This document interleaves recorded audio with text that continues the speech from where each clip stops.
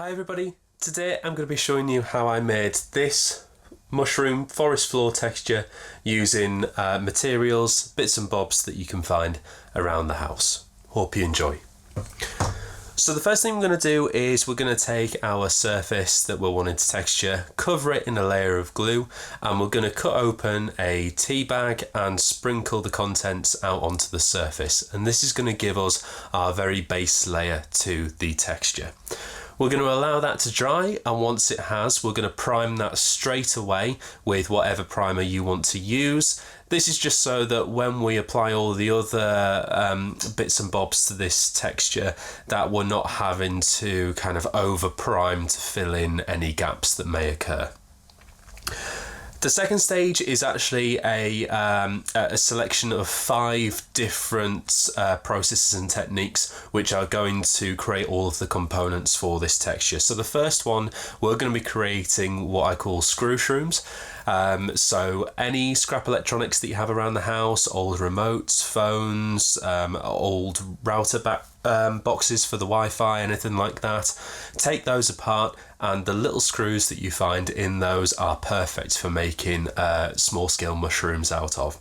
We're going to put those into a layer of polystyrene or whatever you have to hand which is going to stop them from rolling around, and we're going to apply a small amount of glue on the head of each one, and this is intended to try and hide the screw head from view. We're going to constantly layer up things as we're making these, so don't worry if the screw head doesn't disappear in the first round. That's very unlikely. Add more layers of glue or just stick around for the next few steps, which will help you out. The second component to this technique, we're going to take a kitchen sponge and we're going to peel that and turn it into little scraps, which are going to be little areas of moss. And the third one is going to take a little bit more time. Try and do this the day or 2 days before.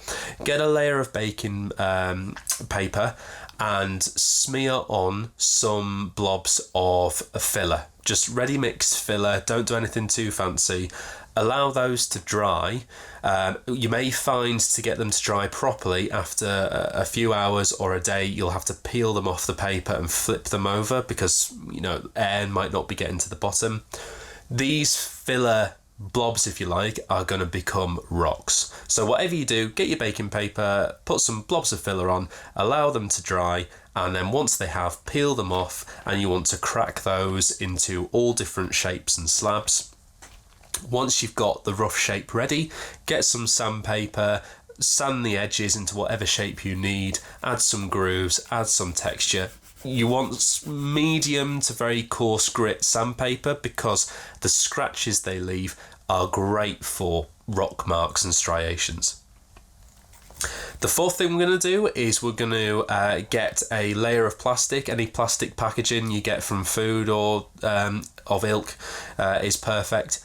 Apply blobs of glue about 5 to 10 centimeters apart, and you're going to get some cork, a wine cork, a bottle cork. Grate that up and apply that into the glue, and these are going to be small patches of moss but a different texture, adding a bit of variety in.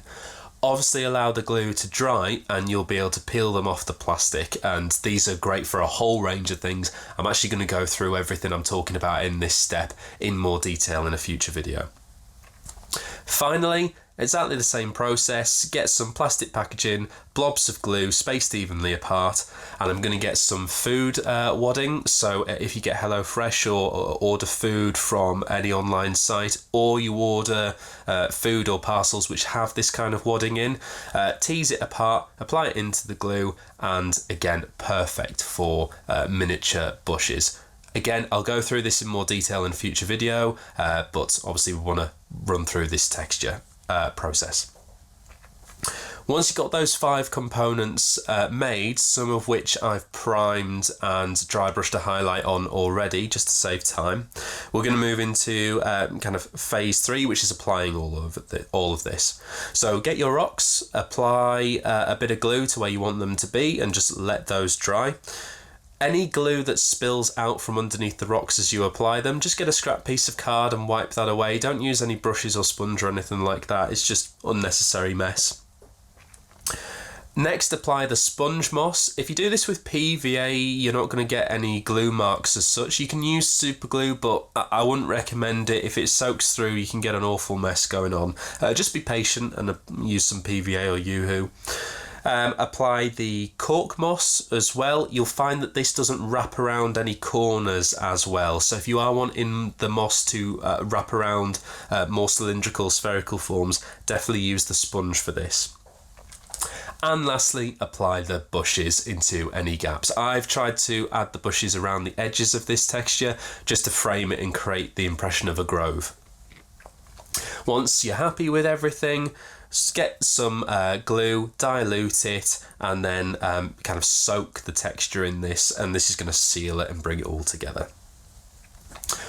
Once you've allowed that to dry, it should look something like this, and then we can go into painting. So straight away we're going to prime. We've already primed the base layer of tea, so we're now priming all the details we've just added.